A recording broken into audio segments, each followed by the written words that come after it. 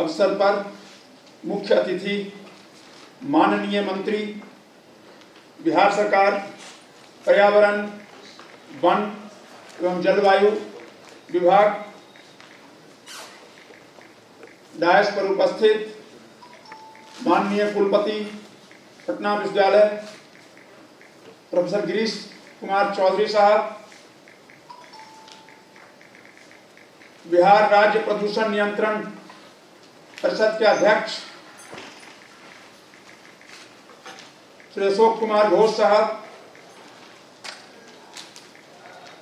प्रधान सचिव पर्यावरण, वन, जलवायु विभाग बिहार सरकार श्री दीपक कुमार सिंह जी, पीसीसीएफ आशुतोष जी, डॉक्टर गोपाल शर्मा, सभागार में उपस्थित पर्यावरण, वन, जलवायु विभाग के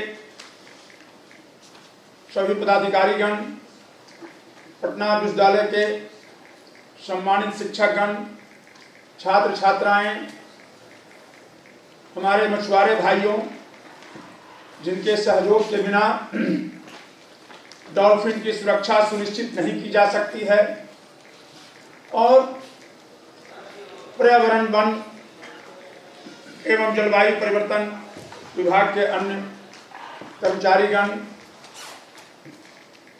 अन्य सहयोगी, आप सभी लोगों को मेरा नमस्कार। और आज के इस पुनीत अवसर पर, जबकि राष्ट्रीय डॉल्फिन शोध केंद्र और बिहार सरकार के पर्यावरण, वन और जलवायु परिवर्तन विभाग के सहयोग से अंतर्राष्ट्रीय गोष्ठी आयोजित की जा रही है, जिसमें मुख्य विषय जो आज का है कि भारतीय उपमहाद्वीप में पाए जाने वाले जो सिटैशियन हैं, सिटैशियन कहते हैं जिसमें व्हेल, डॉल्फिन, पोर्पोइजे जाते हैं, लेकिन यहाँ है कि फ्रेश वाटर सिटैशियन, यानी मीठे जल में पाए जाने वाले जो डॉल्फिन हैं, उनकी संरक्षण के लिए कौन कौन सी चुनौतियां हैं, उनके शोध कार्य करने के लिए कौन कौन सी चुनौतियां हैं। तो पहले तो मैं आपको ये बता दूं कि भारतीय उपमहाद्वीप में, जिसमें कि पाकिस्तान भी आता है, बांग्लादेश भी आता है, नेपाल आता है, भूटान आता है, श्रीलंका भी आ जाता है, लेकिन अगर हम फ्रेश वाटर डॉल्फिन की बात कर रहे हैं, फ्रेश वाटर सिटैशियन की बात कर रहे हैं, तो मूल रूप से दो ऐसे हैं जिसको एक तो हम गंगा का डॉल्फिन कहते हैं, प्लाटानिस्टा गैंजेटिका, और एक जो पाकिस्तान इंडस में और इंडिया के ब्यास नदी पंजाब में और छोटी संख्या में है, लेस देन 10, वो है प्लाटानिस्टा माइनर।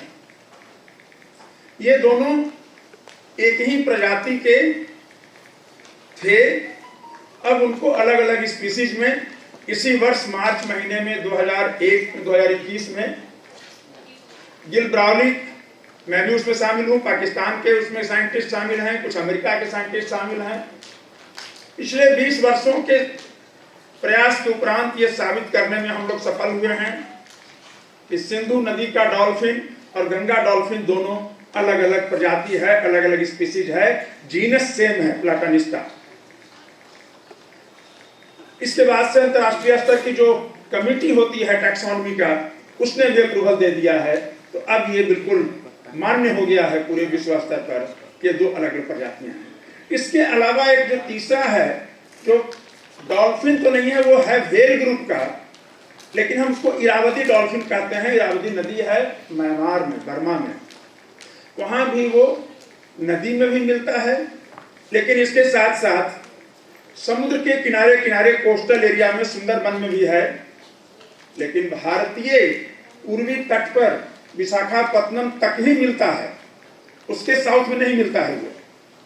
लेकिन आपको जानकर खुशी होगी कि इसका जो विस्तार क्षेत्र है वो सुंदरबन से लेके क्वींसलैंड ऑस्ट्रेलिया तक है, इंडोनेशिया के महाकम नदी में भी मिलता है। और ये फैकल्टेटिव कहते हैं क्योंकि ये मीठे पानी में भी है और नमकीन पानी में भी है। लेकिन ओपन सी में नहीं मिलता है, कोस्टल एरिया में मिलता है। इसको हम कहते हैं इरावदी डॉल्फिन या ऑर्केला ब्रेविरोस्ट्रिस। हमारे यहाँ चिलिका लेक में मिलता है उड़ीसा में, वहाँ भी मैंने 6 वर्षों तक काम किया है चिलिका में, 1999 से 2005 तक। और सोंखला लेक है थाईलैंड में, वहाँ भी मिलता है लेक में। लेक में 2 ही जगह मिलता है ये, बाकी ये कोस्टल एरिया में है। और हमारे यहाँ भी एस्टुराइन जोन में मिलता है ये, डायमंड हार्बर के नीचे में और सुंदरबंस एरिया में। तो ये गंगा की डॉल्फिन जिसको हम कहते हैं प्लाटानिस्टा गिंजेटिका या सोस, उसके साथ में ही ये भी मिलता है। मेरी जानकारी में अगर हम और अन्य समुद्री को न जोड़ रहे हैं, क्योंकि मीठे पानी की बात हो रही है, तो इतनी ही है। और इनमें गंगा डॉल्फिन और सिंधु डॉल्फिन ये दोनों ही बहुत ही खतरनाक स्तर पर आ गया है इसकी संख्या। इसलिए इसको international union for conservation of nature के सिटीजन स्पेशलिस्ट ग्रुप ने 1996 में ही एंडेंजर्ड इसको घोषित किया। उसके पहले ये वल्नरेबल था, यानी जानकारी पूरी नहीं थी। मुझे आज भी याद है कि 94 में ही जब हमसे मांगा गया कि जो भी आपने काम किया है उससे डाटा भेजिए, तो हम लोग इसको फिर से रिकैटेगराइज करेंगे और 96 में इसको रिकैटेगराइज करके किया गया एंडेंजर्ड। आप लोगों को भी ज्ञात होगा कि भारत सरकार ने 24 नवंबर 1986 को इसे वाइल्ड लाइफ प्रोटेक्शन एक्ट 1972 के शेड्यूल 1 में शामिल किया है। यानी गंगा एक्शन प्लान लॉन्च होने के बाद 24 नवंबर 86 को इसे इंक्लूड किया गया है शेड्यूल 1 में वाइल्ड लाइफ प्रोटेक्शन एक्ट के। लेकिन मुझे यह कहते हुए कोई शर्मिंदगी नहीं हो रही है कि अधिकांश जो एक्ट के कस्टोडियन हमारे हैं उनको उस समय नहीं पता था कि गंगा में डॉल्फिन है, क्योंकि लोग इसको सोच कहते थे, मीडिया वाले मछली लिखते रहते थे, तो पता ही नहीं था कि नदी में भी डॉल्फिन मिलेगा। धीरे धीरे जानकारी हुई है सब लोगों को। मैं अपना काम गंगा के ऊपर में 1980 से ही लगभग प्रारंभ कर दिया था, और पहला जो ज्ञान मिला मछुआर भाइयों से मिला। बाद में एक छोटी सी डॉल्फिन मरी हुई, तो तुरंत बच्चा जन्म लिया था प्लासेंटा के साथ में, वो मेरे लेबोरेटरी में लाया गया था 1985 में। तो तब से मैं देख सका कि डॉल्फिन का पूरा स्वरूप कैसा है।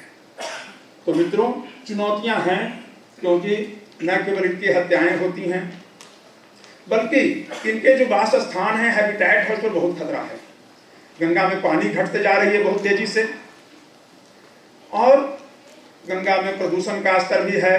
हालांकि गंगा एक्शन प्लान लॉन्च होने के बाद से काफ़ी कुछ काम किए गए हैं, लेकिन सबसे बड़ा चुनौती अगर कोई है गंगा के साथ में या नदियों के साथ में हमारे, वह प्रवाह का है, क्योंकि प्रवाह बहुत गिरते जा रहा है तेजी से। अब प्रवाह को बचाने के लिए हमें वेटलैंड को बचाना होगा, और गंगा के जितने भी प्लेन्स में वेटलैंड्स हैं वो खुद ही खतरा झेल रहे हैं। सारे लेक ताल तलैया तो भरते चले जा रहे हैं।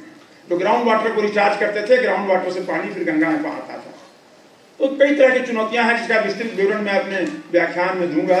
लेकिन अभी समय जो इतना छोटा समय मिला है, इसमें मैं इतना ही बता रहा हूं आपको कि ये है हमारा थीम आज का, कि हम सबों को मिलकर के विचार करना है कि इतने चुनौतियों का सामना कैसे करना है, और ये सभी लोगों की सहभागिता की जरूरत है, जिसमें विशेष रूप से मछुआरे भाइयों के बिना सहभागिता के तो ये कार्य संपन्न हो ही नहीं सकता है। मैं बिल्कुल दावे से कह रहा हूँ, और अपने पूरे अनुभव से कह रहा हूँ, और अपने ज्ञान से कह रहा हूँ, तो उसके बगैर हम नहीं कर सकेंगे। लेकिन आम जनता, विद्यार्थी, सारे लोग जो नदी के किनारे लोग रहते हैं, उनकी सहभागिता भी चाहिए, पूर्ण सहभागिता चाहिए। सरकार के लोग एक्टिव हैं ही।